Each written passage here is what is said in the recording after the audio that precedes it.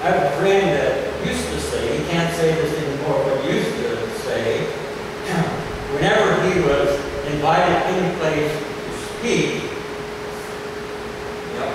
it only happened twice.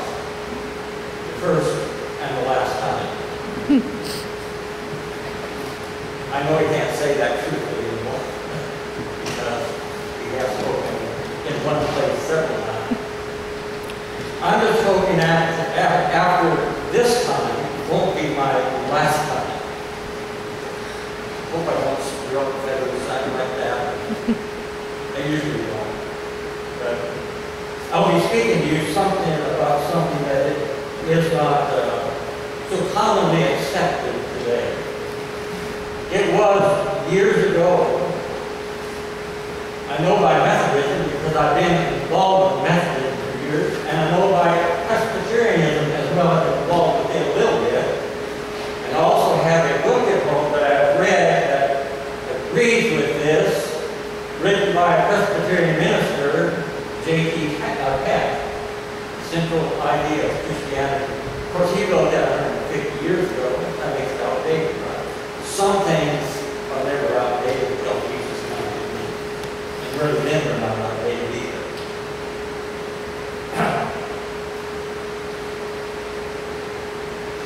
The songs that we sang this morning speak of the love of God, which love was so great that if the ocean was ink and the sky was the parchment, he would have either enough ink nor enough parchment to write the full love of God upon it. And it is such a love that it extended to us the power of His blood to not only pardon us, but to save us to the uttermost. And with that said, let Him have His way with thee. That's the last song we will sing and thank Him. But let Him have His way with thee. What is it that guides the choices that you make on a daily basis in your life?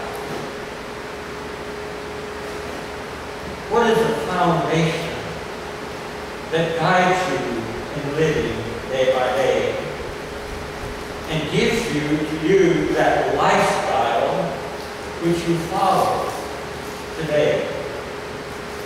The Apostle Paul did give a warning here that we be not led astray by philosophy. Now I want to say philosophy itself is nothing wrong, but it is a philosophy based upon human thought and not upon God. He says philosophy and vanity. We all have a philosophy. And that is the thing at the center of our lives that governs the choice that we make and ends in the lifestyle we live.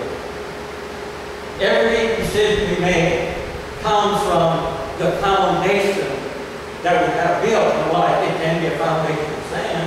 Jesus spoke about that in the class, right? Or it can be a foundation of solid rock that's built in life upon. That is the underlying thing that makes you choose, or guides you to choose, and you, well, as you do choose. It doesn't make you do it. I started to say make, but it really doesn't make you. But it does give you the guidance or the influence to make the choice to make. You can know all that you ought to know and say, I believe, that thing will still do something different.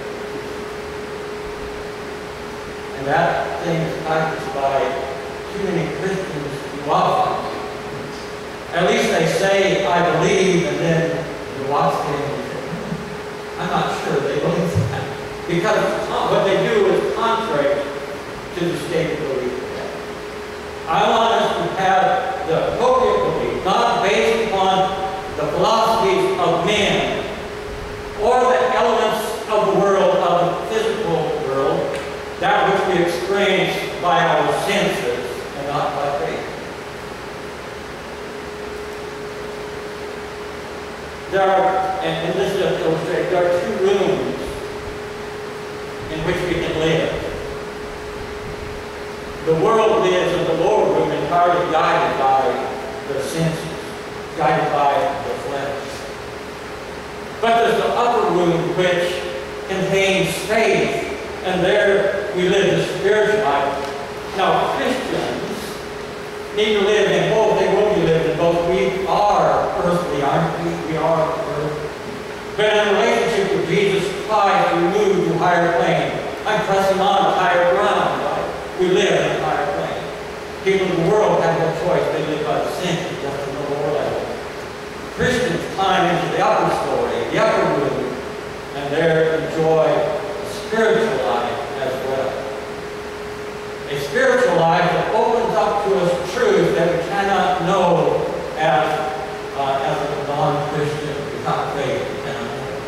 There are things that the non-spiritual man, the carnal man, cannot know, cannot experience, because they're spiritually discerned with the Scriptures. The Scriptures, I believe, are God's revelation of Himself.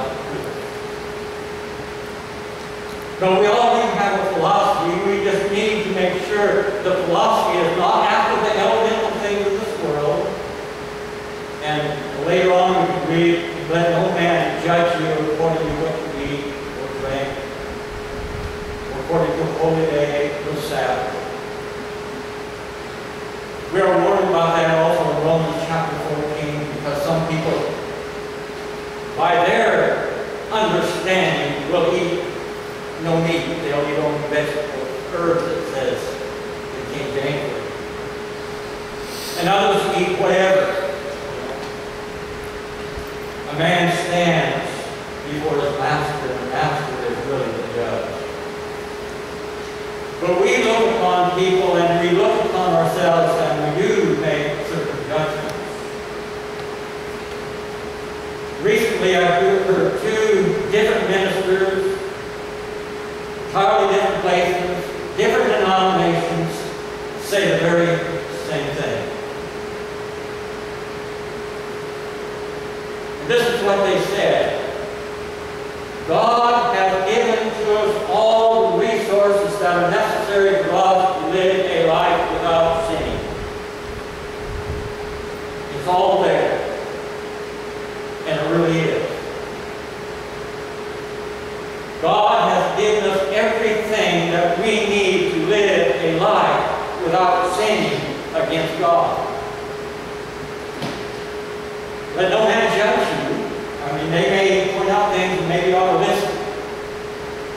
But God is the final judge with regard to that, whether you are living without sin.